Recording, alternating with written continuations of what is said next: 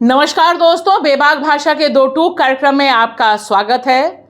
लाल बत्ती लगी ऑडी के टशन के साथ एफआईआर तक का जो सफर पूजा खेडकर ने तय किया है, वह निश्चित तौर पर एक इंडिविजुअल द्वारा किए गए करप्शन और फ्रॉड से ज्यादा बड़ा है। इस फ्रॉड के खिलाफ निश्चित तौर पे कार्रवाई होनी चाहिए, लेकिन बड़ा सवाल यह है कि जिस करप्ट सिस्टम ने इस तरह के फ्रॉड और ध्यान दीजिए इस तरह के अनगिनत फ्रॉड को अंजाम दिया है, उस पर कहीं से कोई कार्रवाई होती नहीं दिख रही है। इस तरह से पूजा को पैदा करने वाला जो करप्ट सिस्टम है वह तो इंटैक्ट रहा ही, और भेंट चढ़ गई पूजा। माना जा सकता है कि इस पूरे सिस्टम का सबसे बड़ा फेस सेविंग चेहरा बन गई पूजा, एक प्रोबेशनरी आईएएस ऑफिसर। निश्चित तौर पर पूजा भ्रष्ट है, करप्ट आचरण की दोषी है। सर्टिफिकेट में गड़बड़ से लेकर तमाम घोटाले आज की तारीख में बाहर हैं। लेकिन देखिए, यह पूरा का पूरा मामला एक दूसरे ढंग की कहानी को हमारे सामने पेश कर रहा है, जिस पर ध्यान नहीं जा रहा है, क्योंकि पूजा अकेली नहीं है। ये मान के चलिए, इस तरह की अनगिनत कहानियां धीरे धीरे बाहर आ रही हैं, सोशल प्लेटफॉर्म पे आ रही हैं। लेकिन उससे भी बड़ा सवाल ये है कि ये जो करप्ट सिस्टम बना हुआ है, यूपीएससी का जो पूरा का पूरा सिस्टम, जिसमें बड़े पैमाने पर इस तरह से फर्जी सर्टिफिकेट बनाना, फर्जी सर्टिफिकेट के जरिए अच्छी रैंकिंग हासिल करना, इन पर जो दबे स्वर में आवाज आज तक उठ रही थी, पूजा वाले मामले के बाद और ज्यादा उठनी चाहिए।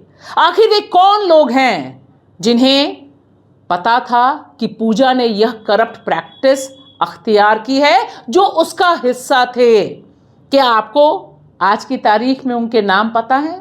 क्या आपको पता है उनमें से किसी के भी खिलाफ कोई कार्रवाई हुई हो?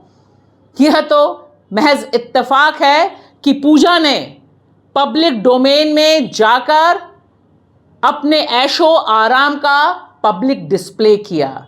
अगर ये नहीं किया होता उसने, अगर ऑडी लाल बत्ती की साथ तस्वीर न खींची होती, इंस्टेंट लालच में ना पड़ी होती पूजा, तो आपको क्या लगता है यह सिस्टम कहीं से भी पूजा पर नकेल कसता?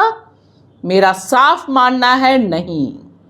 और आज जब यह सिस्टम सामने आ गया है करप्शन का, तब उसमें सबसे आसान है कि पूजा के खिलाफ एफआईआर हो जाए, पूजा को तमाम जगहों से बाहर कर दिया जाए, उनके खिलाफ कानूनी कार्रवाई हो, जो कि उचित है, एक उचित मैसेज जाना है।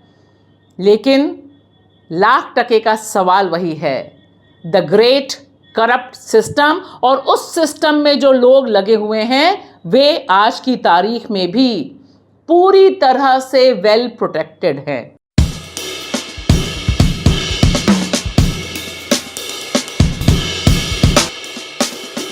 और ऐसा मैं पूजा को बचाने के लिए नहीं, सिस्टम को अकाउंटेबल बनाने के लिए कह रही हूं। सिस्टम में जो करप्ट लोग घुसे हैं उनको जिम्मेदार और उनके खिलाफ कार्रवाई की मांग को लेकर कह रही हूं।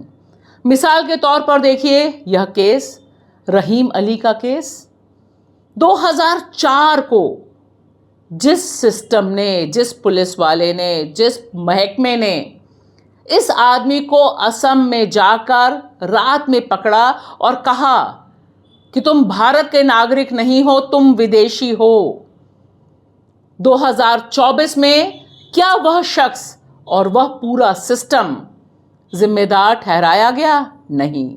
2024 में सुप्रीम कोर्ट ने बकायदा यह घोषणा की, यह जजमेंट दिया कि रहीम अली इंडियन सिटीजन हैं। उस समय सुप्रीम कोर्ट को भी नहीं पता था कि रहीम अली इस दुनिया में नहीं है, उनका निधन पहले हो चुका, वो कब्र में दफन हैं।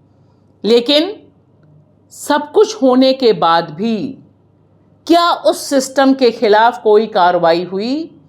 सिर्फ सुप्रीम कोर्ट ने एक पासिंग रेफरेंस दिया कि जब पुलिस वालों के पास कोई पुख्ता सबूत नहीं थे, तब उन्होंने रहीम अली के खिलाफ कैसे कार्रवाई की।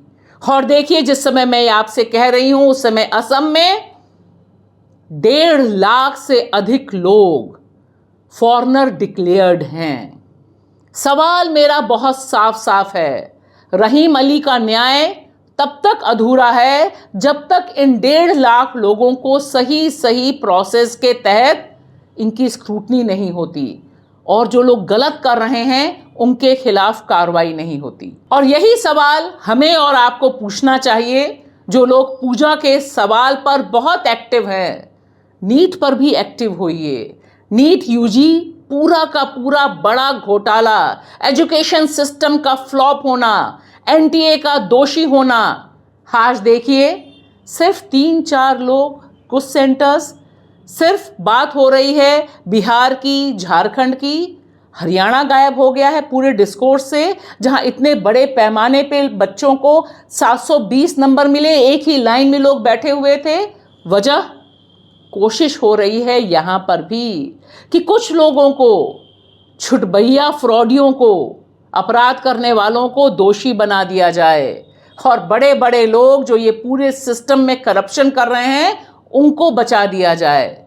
जब पुल गिरते हैं आज की तारीख में तो दरअसल पुल ही दोषी करार दिए जाते हैं कि तुम गिरे तो क्यों गिरे, 17 गिर गए, 18 गिर गए, वो सब उनका दोष था।